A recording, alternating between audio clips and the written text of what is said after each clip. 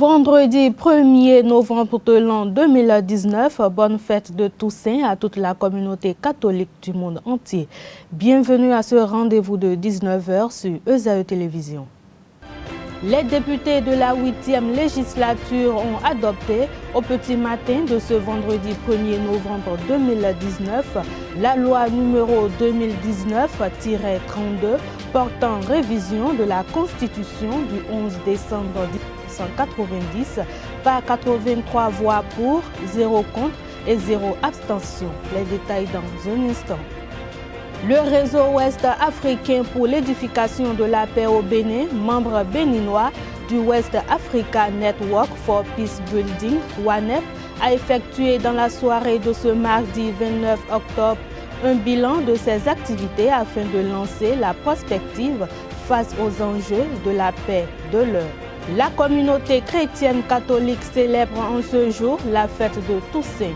Journée significative pour cette communauté, le 1er novembre est la date retenue par l'Église catholique pour commémorer les saints. Vous suivrez dans cette édition quelques fidèles catholiques rencontrés à la sortie de la messe qui donne leur conception de la fête de Toussaint. Papa. Oui, ma fille. Tu sais, je t'ai dit qu'après mon bac, je veux devenir journaliste reporter d'images, non? Papa, tu penses m'inscrire où? ESAE. ESAE, papa. Waouh! Maman, maintenant que j'ai eu le bac, je veux faire les finances et trésors. Tu comptes m'inscrire où? ESAE, mon fils. ESAE? Oui, maman. Papa, Oui. tu sais qu'après mon bac, je veux être diplomate, non? Et tu comptes m'inscrire dans quelle université? Mais ESAE, naturellement. ESAE? À ESAE, vous êtes bien formé dans les filières comme administration du travail et de la sécurité sociale, administration générale et territoriale, administration des impôts, gestion des marchés publics, planification et développement local, droit et sciences économiques et de gestion. ESAE, c'est aussi sa télé numérique ESAE TV et son journal L'Informateur. ESAE, c'est à Bedjromédé, 3e rue après le carrefour 16 ampoules allant à Jericho. Numéro de téléphone 98 98 14 00 96 80 55 11 90 93 65 21. ESAE, l'excellence a un nom.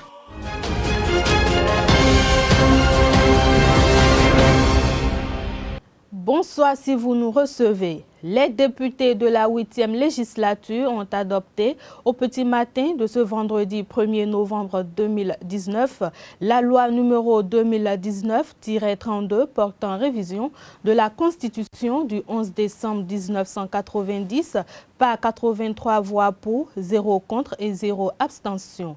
De cette nouvelle disposition, on peut retenir essentiellement ce qui suit.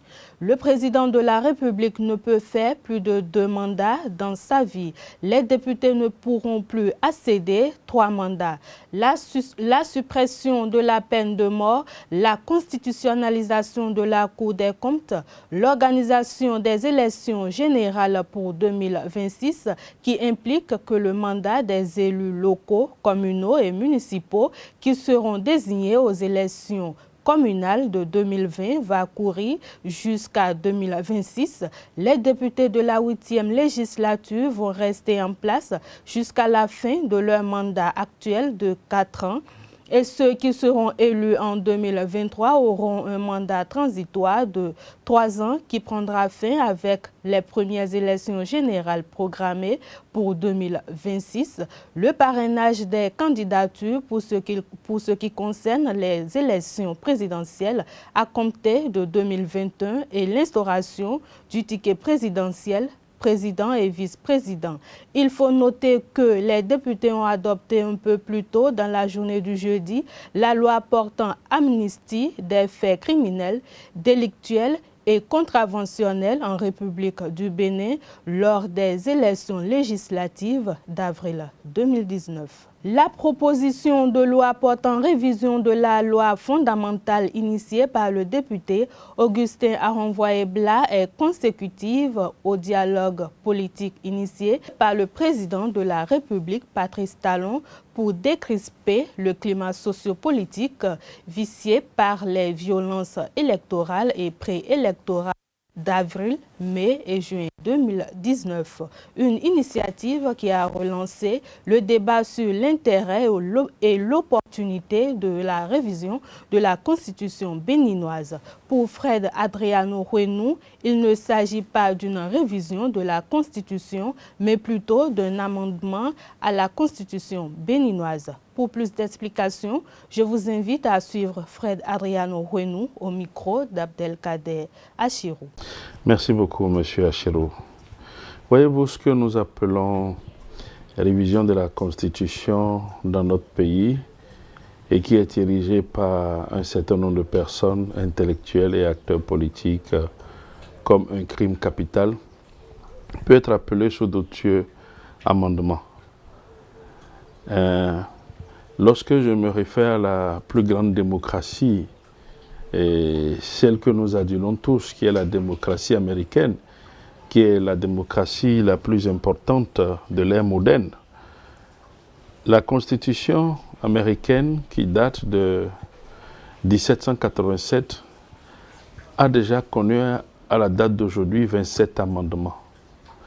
Et chaque amendement consiste à la modification ou à la rédaction d'un certain nombre d'articles pour compléter la Constitution. Je voudrais vous rappeler que le premier amendement apporté à la Constitution des États-Unis d'Amérique date du 27 septembre 1789. Autrement dit, juste 2 ans après la rédaction de la Constitution américaine, les pères fondateurs ont compris qu'il fallait compléter des choses. Et le 5e amendement, qui fait de la démocratie américaine l'une des plus vivaces, qui donne la possibilité à l'individu de s'opposer même à l'exécutif ou au système judiciaire, date du 22 mars 1972. Autrement dit, avant 1972, vous ne pourrez pas évoquer le 5e amendement de la Constitution américaine pour vous protéger de la puissance judiciaire ou de la puissance exécutive. Cela sous-entend que la Constitution est quelque chose qui évolue dans le temps et dans l'espace en tenant compte des réalités des peuples, des réalités des pays. Voyez-vous, la génération à laquelle j'appartiens, cette génération qui aujourd'hui a moins de 40 ans, est ce qu'on peut appeler la génération Facebook, la génération WhatsApp, la génération Twitter, la génération Snapchat. Et figurez-vous que il y a de cela 20 ans, il n'y avait pas ces outils de communication et d'information. Nous avons dû tous nous adapter aujourd'hui à ces outils de communication et d'information. Mais pourquoi refusons-nous d'adapter la codification de notre vivre ensemble, c'est-à-dire notre constitution, à l'évolution de la société et du monde? La question de la révision de la Constitution qui agite aujourd'hui les débats dans l'opinion publique est une question qui découle du dialogue politique national. Je voudrais vous rappeler que, en tant qu'acteur politique, membre d'une formation politique régulièrement constituée, j'ai participé au dialogue politique. Mais nous étions au dialogue non seulement pour trouver des solutions consensuelles à ce qui nous a conduit dans ce qu'on peut appeler la crise électorale, qui a vu l'incapacité de certains partis politiques à pouvoir participer aux joutes électorales, notamment les législatives d'avril 2019. Nous avons décidé ensemble de manière consensuelle de toiletter la charte des partis politiques et le code électoral. Mais c'était pas la même occasion. La première fois depuis l'ère du renouveau démocratique que les acteurs politiques de toutes tendances confondues se retrouvaient dans une même salle ensemble pour ébaucher ou explorer les pistes possibles pour conduire un peu notre pays et notre peuple vers le progrès. Et nous avons senti le besoin d'ouvrir aussi la porte de l'avenir. Et nous nous sommes posé la question de savoir, mais qu'est-ce qui plombe le développement de notre pays encore à l'heure actuelle? Nous avons noté qu'il y avait 2 faits essentiels. la pauvreté et les inégalités sociales. La communauté chrétienne catholique célèbre en ce jour la fête de Toussaint. Journée significative pour cette communauté, le 1er novembre est la date retenue par l'Église catholique pour commémorer les saints de Dieu et les saints dont nous portons les noms. Quelques fidèles catholiques rencontrés par une équipe de notre rédaction à la sortie de la messe partagent avec nous leur conception de la fête de Toussaint. Suivez plutôt. Pour ce que je sais, la fête de la Toussaint représente la commémoration de tous les saints. Nous nous joignons en tant que fidèles aux saints et nous célébrons cette fête qui nous aide à être en communion avec les saints du ciel. Puisque l'Église a deux parties, il y a une au ciel et une qui est terrestre.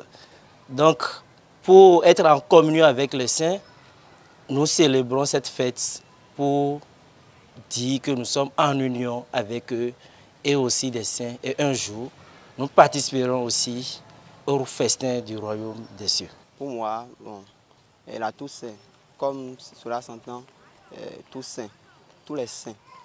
La Toussaint ici, pour moi, est la fête de tous les saints.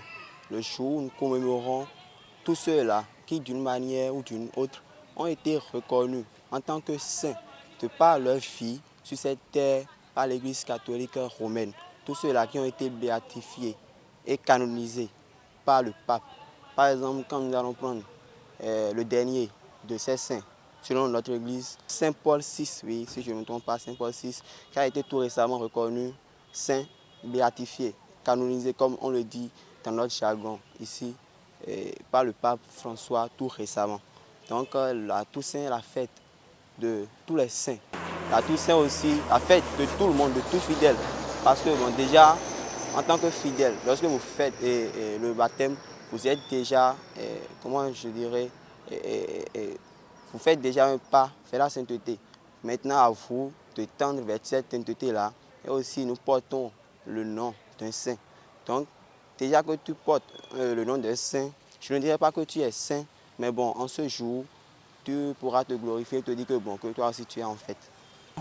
Aujourd'hui, c'est une fête la Toussaint, c'est une fête d'obligation pour, en tant qu'un bon chrétien. Tu dois assister, c'est une journée de tout le monde.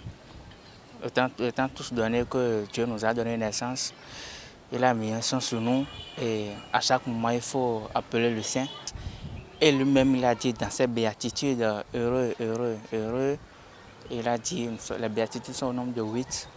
Il a dit, saints que nous sommes, enfants de Dieu que nous sommes, nous avons le droit et le devoir de dire un sincère merci, de reconnaître que nous avons un saint en nous et que ce saint, nous nous devons respect.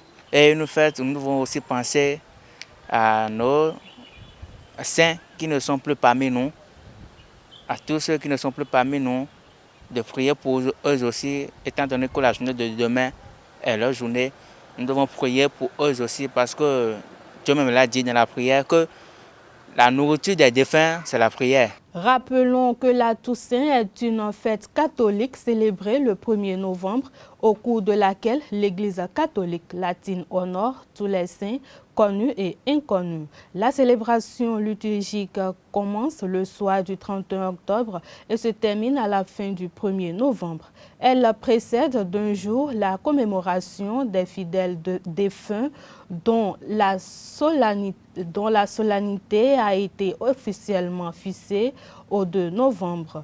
En cette occasion, plusieurs personnes se rendent au cimetière, soit pour embellir les tombes de leurs parents défunts, soit pour y déposer une fleur. Une cérémoniale ponctuée de messes et autres manifestations. Certaines familles béninoises profitent de cette journée pour procéder à des libations et autres sacrifices pour des objets fabriqués pour représenter la mémoire de leurs parents défunts.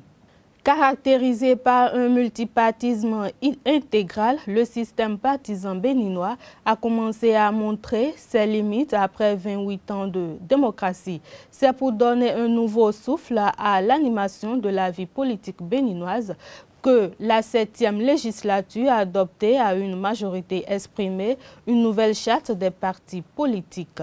Dans l'extrait à suivre, je vous invite à suivre le ministre de la Communication et des Postes et porte-parole du gouvernement, Alain Oronla, qui explique pourquoi le président de la République fait d'une préoccupation la réforme des partis forts pour animer le débat politique au Bénin. De la réforme du système partisan qui a entendu rompre avec l'émiettement des partis politiques que nous avions connus par le passé. Vous vous souviendrez que notre pays a enregistré plus de 200 partis, on a appelé des micro-partis ou des clubs électoraux, qui, avec ce nombre pléthorique, ne pouvaient pas jouer et n'ont d'ailleurs pas pu jouer leur partition dans l'animation de la vie publique, de la vie politique. C'était du clientélisme, c'était ce qu'on appelait la transhumance. Et ceci, non seulement coûtait cher à notre pays, mais ne contribuait pas à un véritable débat politique. Il est apparu au président de la République et aux délégués au dialogue politique que cette idée de vouloir des partis forts est la meilleure qui puisse favoriser un système politique moderne. Il faut dire que cette promotion faite par le président Talon est contre-productive pour lui, puisque la tentation de ceux qui sont au pouvoir, c'est de diviser pour régner, c'est d'émietter les partis politiques pour pouvoir gouverner le plus longtemps, s'éterniser ou pérenniser leur action à la tête de l'État. Le président de la République a tourné le dos à cette logique qui a été observée, où il y avait de la transhumance, il y avait du vagabondage, où les partis se constituaient, se déconstituaient du jour au lendemain au gré des intérêts de ceux qui les animaient. C'est donc une décision courageuse qui est celle du président Patrice Talon, qui n'est pas dans des calculs politiciens, mais qui ambitionne un paysage politique de qualité pour notre pays et donc qui prend le risque d'aller ou d'inciter les formations politiques au regroupement afin que nous ayons 2, 3 grandes formations qui animent la vie politique dans notre pays, à l'instar de ce qui se fait dans des démocraties plus anciennes et plus établies. La vie politique et l'alternance au sommet de l'État se jouent entre 2 grandes formations.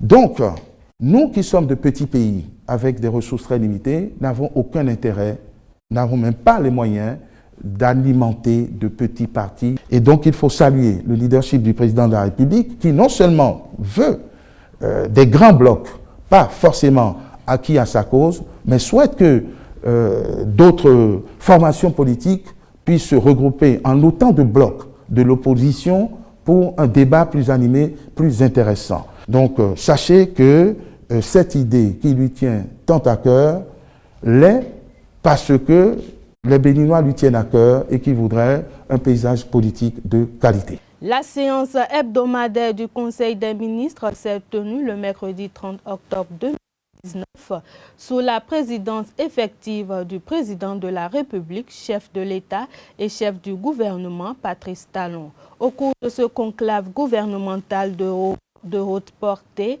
plusieurs décisions à fort impact ont été prises. Ainsi, il a été pris des mesures d'urgence pour la gestion du déficit d'enseignants à la maternelle et au primaire, avec à l'actif le recrutement de 10 686 instituteurs pour pallier l'insuffisance des instituteurs dans les écoles. Suivons Alain Oronla, ministre de la Communication et des Postes et porte-parole du gouvernement pour en savoir davantage. Mesures d'urgence de gestion du déficit d'enseignants à la maternelle et au primaire.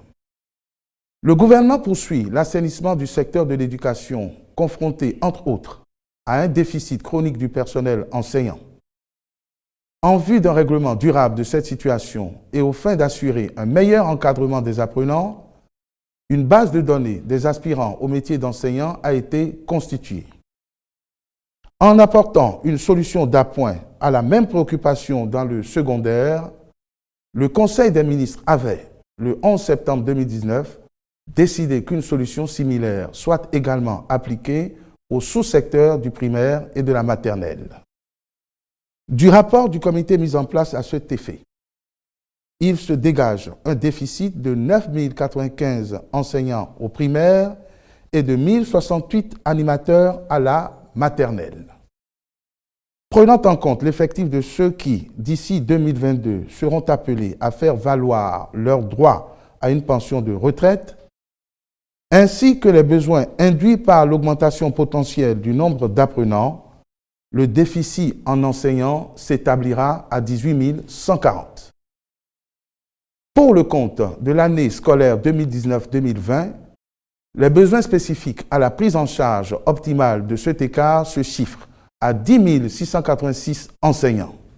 Aussi, afin de combler définitivement ce déficit et d'améliorer la qualité de l'enseignement, le Conseil a-t-il autorisé le recrutement par l'intermédiaire de l'Agence nationale pour l'emploi, ANPE, d'un nombre équivalent d'enseignants suppléants au profit du ministère des enseignements maternels et primaires. Ceux-ci proviendront par ordre de mérite de la base de données des aspirants au métier d'enseignant constituée des candidats ayant subi avec succès en 2018 l'évaluation des compétences des titulaires d'un diplôme de l'École normale des instituteurs et de ceux issus de l'évaluation en 2019 des postulants titulaires de diplômes académiques. Compte rendu de l'organisation du concours de recrutement de 80 auditeurs de justice au titre de l'année 2019. Il a été procédé au lancement pour le compte de l'année 2019 du recrutement de 80 auditeurs de justice. Au total, 1850 candidats, dont 77 professionnels, greffiers et officiers de justice, ont pris part au concours les 5 et 6 octobre 2019. À la suite de la délibération le 28 octobre 2019, il s'est observé que sur les 72 places destinées aux non-professionnels, seuls 11 candidats remplissent les conditions d'admission. S'agissant des professionnels, sur 8 places disponibles, soit 10% de l'effectif, un seul candidat est déclaré admis. Le nombre total d'admis est donc de 12 pour les 80 places mises au concours. Le Conseil s'est préoccupé de cette situation peu reluisante et saisit l'occasion pour réaffirmer aux postulants aux différents emplois publics que seul le mérite restera toujours le critère de choix des meilleurs candidats. Il saisit l'occasion pour les exhorter à mieux se préparer aux fins d'affronter avec plus de chances de réussir les prochains concours et ou tests de recrutement dans la fonction publique. WANEP Bénin, le réseau ouest africain pour l'édification de la paix au Bénin, est le membre béninois du West Africa Network for Peace Building, WANEP, créé en 1998 à Accra suite à l'ampleur que prenaient les conflits en Afrique de l'Ouest. Plusieurs guerres fratricides avaient été dénombrées et créaient un climat de haine et de tension qui paralysait les communautés et les rendait inopérantes.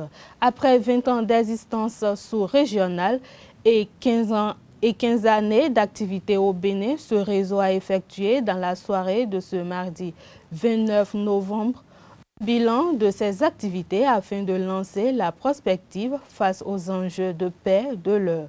Le compte rendu avec Abdelkader Achiro. C'est à travers une soirée dédiée à ses partenaires que le réseau ouest africain pour l'édification de la paix au Bénin, WANEP Bénin, a célébré ce mercredi 30 octobre 2019 à Cotonou 20 ans de pratique d'édification de la paix en Afrique de l'Ouest et 15 ans au service de la paix au Bénin. À l'occasion, des stands ont été installés afin de permettre une découverte sommaire de la documentation qui expose les résultats atteints et les réalisations de ce creuset, grand promoteur de paix. À l'ouverture de cette soirée, un discours empreinte de remerciements, de gratitude et de confiance renouvelée a été prononcé à l'endroit des partenaires venus massivement. Pour une structure comme la nôtre, une structure non génératrice de revenus, travaillant essentiellement à partir des subventions mobilisées. Comment célébrer ces heureux événements autrement qu'avec ses partenaires, ceux qui croient en elle? En 20 ans en Afrique de l'Ouest et 15 ans au Bénin, beaucoup de réalisations ont été faites. Beaucoup de résultats ont été atteints.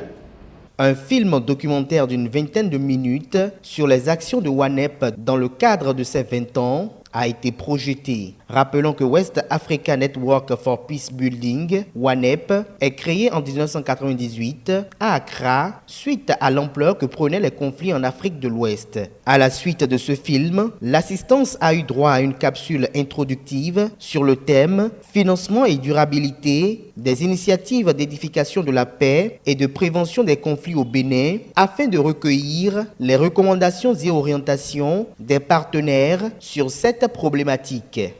Et si on veut être donc très pragmatique et utilitariste, s'il y a des acteurs de la société qui ont intérêt à soutenir les activités, les initiatives de paix, c'est d'abord, pour être encore une fois pragmatique, c'est paradoxalement les acteurs économiques. Parce qu'au-delà de tout, c'est eux qui de façon pragmatique perdent plus. Évidemment, les gens qui ont déjà une vie en errance, les gens qui sont comme des épaves en errance dans nos sociétés, leur vie ne dit presque plus rien.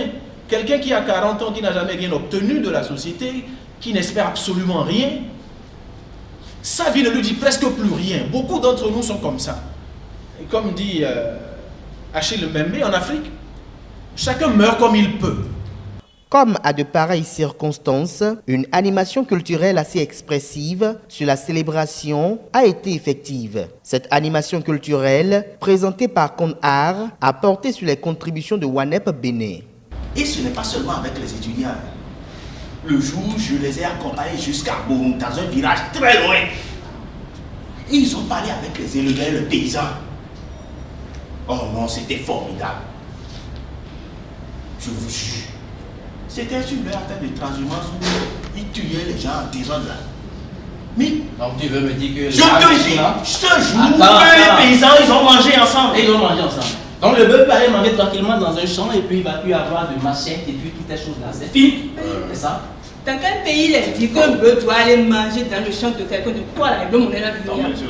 Certaines personnalités ayant contribué à l'extension du réseau au Bénin et plusieurs partenaires techniques et financiers ont été distingués au cours de cette soirée riche en émotions et en culture de la paix.